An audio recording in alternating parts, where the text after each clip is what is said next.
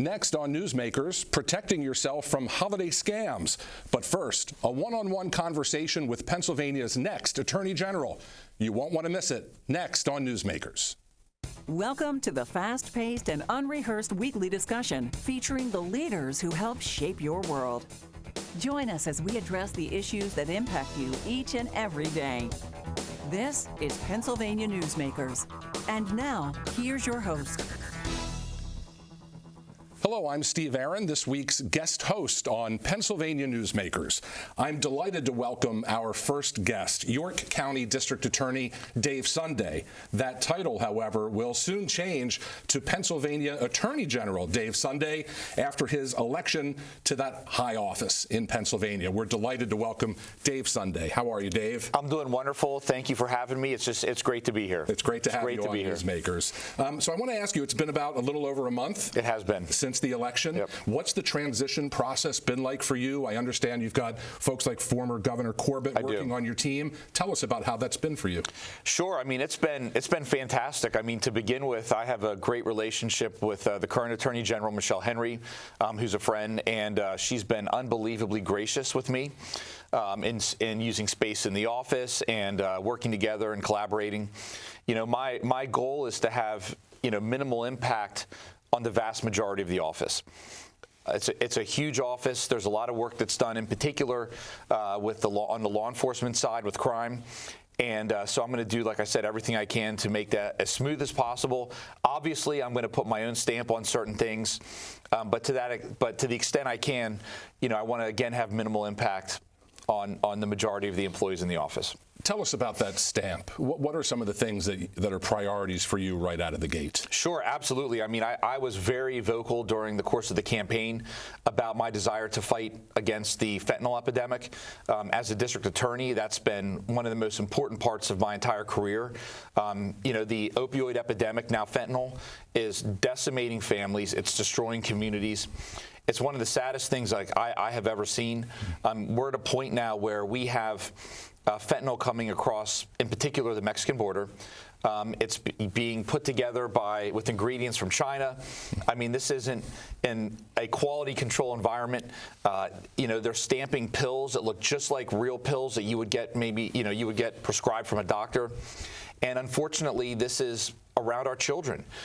Kids are, this is something that they can get a hold of fairly easily. And it's just a major issue, and it's something that I'm going to focus a lot of my energy on. And are there lessons learned from your work in York that you think apply to communities across Pennsylvania? Oh, absolutely. I mean, to begin with, you have to attack both the supply and the demand. And so on the demand side, you have to do everything you can, and this is what we have done in York. And I say we a lot because a lot of the greatest successes that we've seen on this front and many other fronts come from working together and collaborating with the community.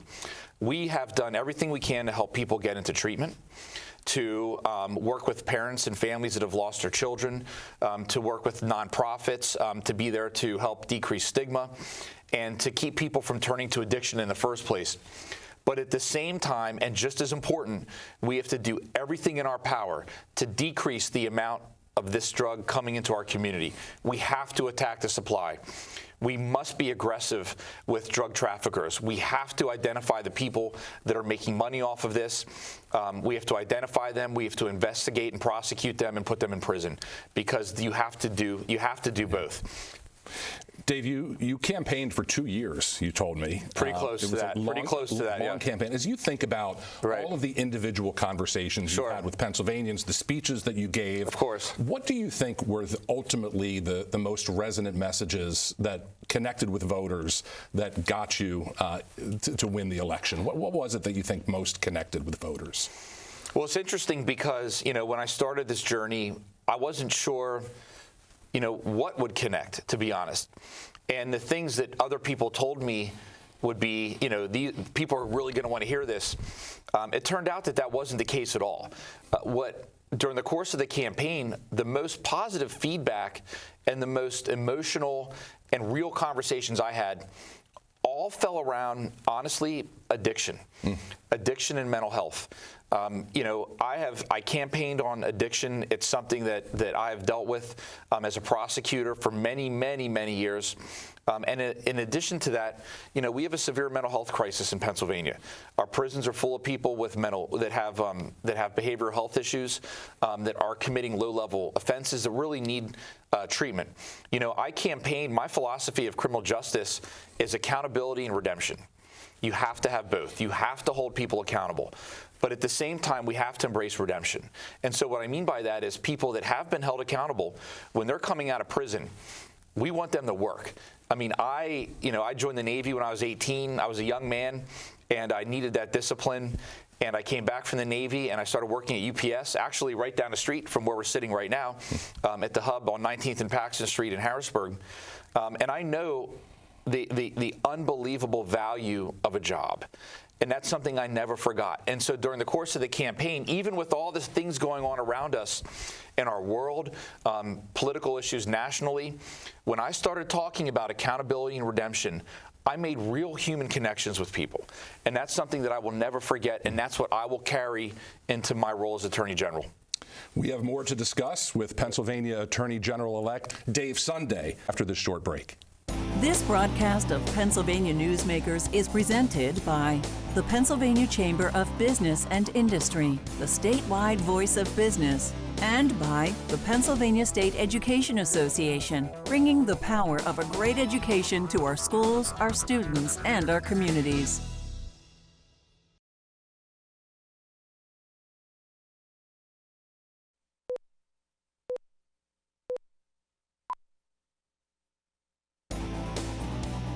This broadcast of Pennsylvania Newsmakers is brought to you by the Pennsylvania Highway Information Association, the go-to source to learn about transportation projects and issues. Please visit pahighwayinfo.org. And by the Pennsylvania Manufacturers Association. Business in Pennsylvania is our business. Welcome back to Newsmakers, continuing our conversation with Dave Sunday, Pennsylvania's Attorney General-elect. Have you gotten used to that? I have not gotten used to that. I have not yet. I'm sure at some point I will, but no, not yet. That's what your family calls you now? The elect? No, that's not what they call me. There's other words.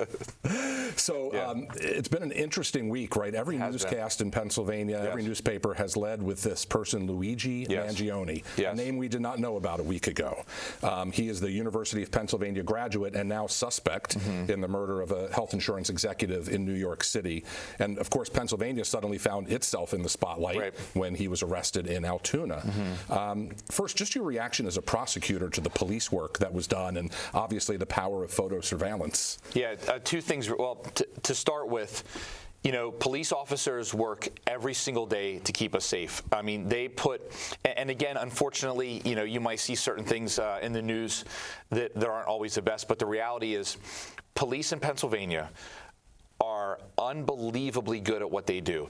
And they work very, very hard. I mean, this was a situation where a quick identification was made and actions were taken very fast to make sure that this individual who allegedly murdered someone is in custody and in a position where he cannot hurt anyone else. And so I personally am grateful for the work of police, especially in this circumstance. And I think that Pennsylvanians should be very proud of the work that our law enforcement does every single day. I think an interesting twist is that social media has been filled with people who are somehow holding this person up as a hero. Governor Shapiro was very forceful in his rebuttal against that notion. What's been have you been surprised that that's been a storyline that we've seen develop? What I can say is, from a career prosecutor who has stood in courtrooms and looked at juries and asked them to return verdicts holding people guilty of murder, working with the victims' families and seeing this firsthand, I think it's absolutely reprehensible in any way to lift the alleged perpetrator up like this. I mean, anytime there's no state of affairs, there's very few state of affairs that exist where you can resort to violence of this nature. I think there's a family that have lost a loved one.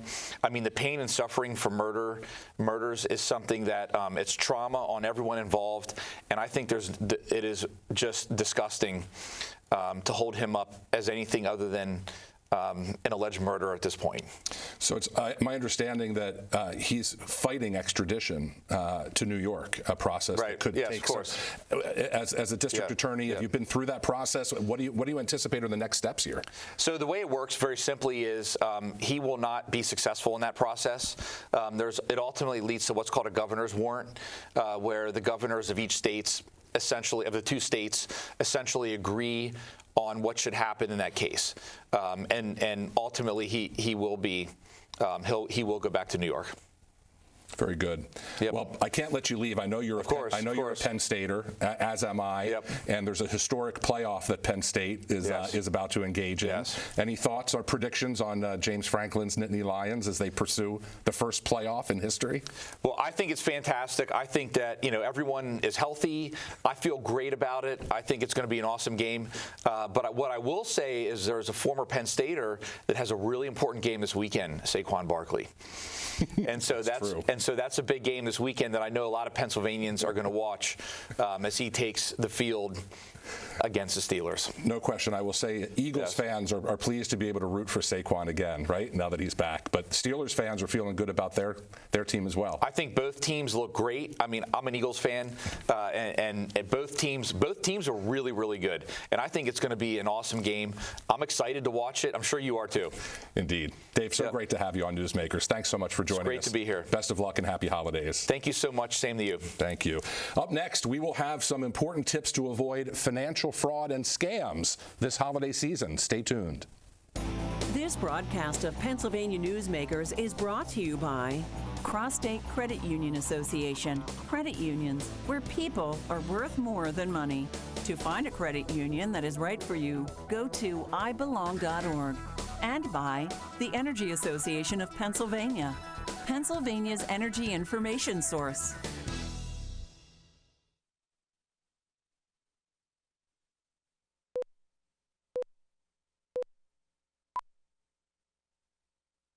This broadcast of Pennsylvania Newsmakers is brought to you by the Association of Pennsylvania State College and University Faculties, representing the faculty and coaches who are devoted to providing quality public higher education for Pennsylvania's college students.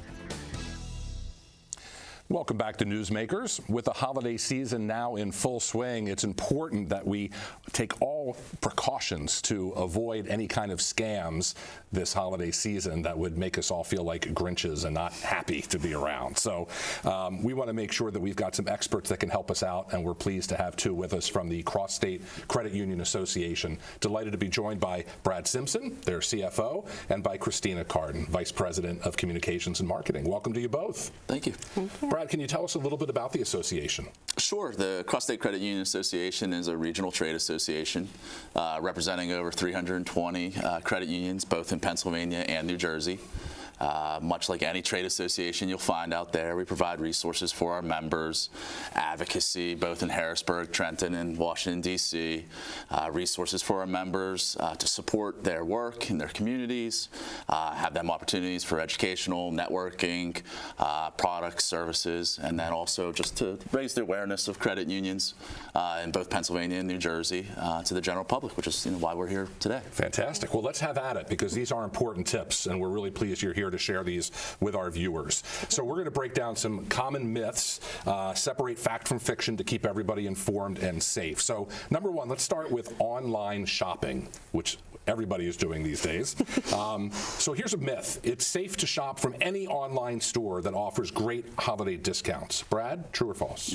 Definitely false. Tell us why. Definitely false. So, I think everybody wants the great deal. Yeah. We're always bargain shoppers. We're always looking for, the new product at the lowest price possible. And you have a lot of these scamming individuals out there that are creating marketplaces, that are creating websites that look and feel much like any other marketplace that you'll have out there, and they're offering these amazing discounts. And it looks like you're buying the product. You go through the whole process, you go through the whole payment process, and then at the end of the day, all that happens are these scammers have your own personal information, your credit card information, and you don't have the product at a great deal. So stick with reputable sites, trusted sites is the lesson here. Reputable sites, you know, the old adage, if the deal feels too good to be true, it's most likely too good to be true. Okay. Let's shift to gift card fraud. Gift cards are certainly very popular over the holidays.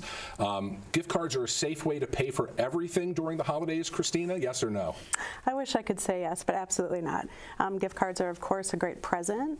Keep those for your loved ones and your friends, but they should never be used as a form of payment for any other purchases or bills, because scammers, they'll call you, they'll text you, they'll email, and they'll say, hey, just follow this link and put in your personal information. And then you just have to stop and think, is this out of the norm? Take a beat. Right. So use gift cards as gifts, not as forms of payment over the holidays. Okay, good to know.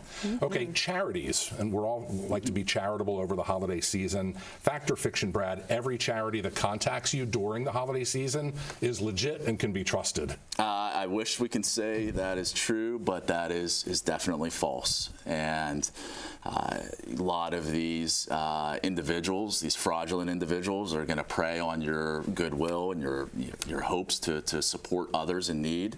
And they're going to pressure you, and they're going to reach out to you, and they're going to say that, you know, you have to donate. The Donate Now will help individuals. And, you know, unfortunately, that's just not the case. You know, you don't have to donate on the spot. No charity is going to say, you know, act now, buy now type of stuff. Many resources are out there, Charity Navigator, GuideStar, the Department of State here in Pennsylvania. All are reputable opportunities to look at the charities. And then just do your research. You know, you can tell them that you'd like to participate, you love to support them, but you want to do a little more reading, you know, on the website or through some materials that they may have available to you. Very good. Okay, we've got 3 tips down, and we've got 3 tips more to go. Stay with us. We'll return on Newsmakers in a short minute. This broadcast of Pennsylvania Newsmakers is brought to you by the Pennsylvania Medical Society. Inspired physicians committed to the good health of Pennsylvanians and the advancement of the practice of medicine.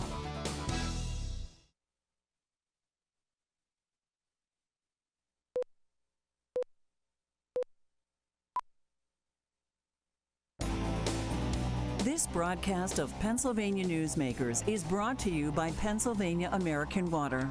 We keep life flowing across the Keystone State. Welcome back to Newsmakers. We are continuing to bust those holiday scam myths with our friends from the CrossState Credit Union Association, Brad and Christina. All right, let's continue on. We've got the first 3 down. Now we've got 3 more to go. Package delivery scams. We all love getting those packages for the holidays. Christina, talk about those scams. Any text message, email, or phone call about a missed delivery is worth your immediate attention, yes or no? False. False. It is not worth your immediate attention. You need to stick to tracking your packages directly through those official delivery services websites or apps. Scammers love to fake delivery notifications and say, we can't deliver this to you. Please put in your address and your credit card. It's only 99 cents to get it today. Ignore that. And we're so eager to get these packages that we see it often instinctively we react, right? But we really have to take a breath and think about, is this really legit? Yes, especially after times like Black Friday, when not me, but others have dozens of packages, you know, stacked outside their door, and you're distracted. So you might be like, oh, I need that, and click on it, but you need to be careful. Okay, avoid the suspicious links. That's right. Okay, all right, next one, fake holiday jobs. This is interesting. Brad, are all holiday job offers legitimate and worth exploring?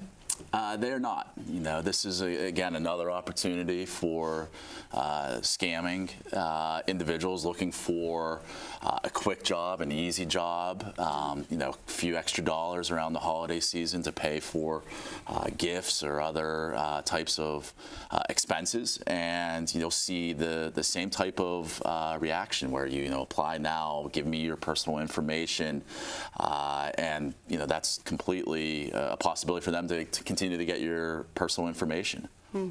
Got it. So do the research again.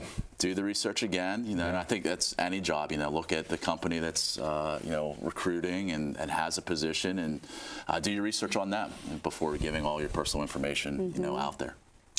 So this next one is a big one, the social media holiday giveaways. We're all kind of glued to social media in one form or another, whether it's TikTok or Instagram or whatever the platform of choice is. Social media giveaways are always genuine and risk-free. I'm guessing I know the answer to that. Also false, right? We all like to be winners. We all like to get things for free, but we need to be super careful because, again, it's another instance of, clicking on some links to claim your prize. Sometimes they ask for fees even to get your prize. You need to be very careful. Right. So you've got to don't fall for those too good to be true contests that we often see. Exactly. I just want to ask you guys generally, we've gotten through our 6 tips. As you look out to the future, are we likely to see, as social media continues to grow, online presence, we all live on texts, we see more and more of these links and spam that come through. Is this just only going to get worse over time? And how can we turn it around? How can we fix it? I think yes. The answer is yes. Unfortunately so. They're continuing to be one step ahead. Yeah. This is going to be, an ongoing problem. So just taking the time, being cautious, doing your research, everything we talked about today is only going to protect you. And, if something seems too good to be true or doesn't seem correct, trust your gut. I think that's the end of the day, that's going to help you the most. And I would add, I think that it will keep getting trickier as we have AI, and a lot of scammers are, using that to mimic voices, mimic voice kind of cadence. So your boss could call you and ask you to do something like purchase gift cards, hundreds of dollars worth of gift cards in an urgent manner to do something. And again, you need to be very careful and think, is this? Yeah. And isn't that often the case that the technology that we can get most excited about when you think about AI and the possibilities can also be used in ways that are so harmful? Right. Right? And oftentimes it's seniors that are targeted for these scams. I know, with my parents, I'm constantly trying to be vigilant with them and reminding them not to click things that pop up on their phone. But I imagine that's around the holidays probably good to be in touch with our parents and grandparents and just reminding them, particularly over the holidays. Would that be a good suggestion, something we should be thinking about? Absolutely. Yeah, no, I think we're going to continue to see that. I wanted to hop back to one of the earlier tips that we had shared with everybody, the notion of online shopping. How do we tell the difference between what is a legitimate site versus a fake site? Are there tips? Are there things that we can look for? Because so much of the shopping, particularly between now and the 25th, right? We've got both Christmas and Hanukkah that fall on the same day this year. So much of that shopping is going to be online over the next couple of weeks. What are some things to look out for to make sure we know it's a legitimate site versus fraudulent? You're looking for secure websites, HTTPS. You're looking for payment gateways that are encrypted. You're looking for websites that are reputable, companies that are reputable. But by all means, your first review should be the website itself. And making sure that it is a secure website, that the payments are encrypted, and that'll be your biggest defense. Very good. Brad, Christina, thank you so much for joining us. Happy holidays to you. Likewise. Hopefully we'll all be safer thanks to your great tips. That'll wrap up this week's edition of PA Newsmakers. Thanks for joining us. We'll see you next week.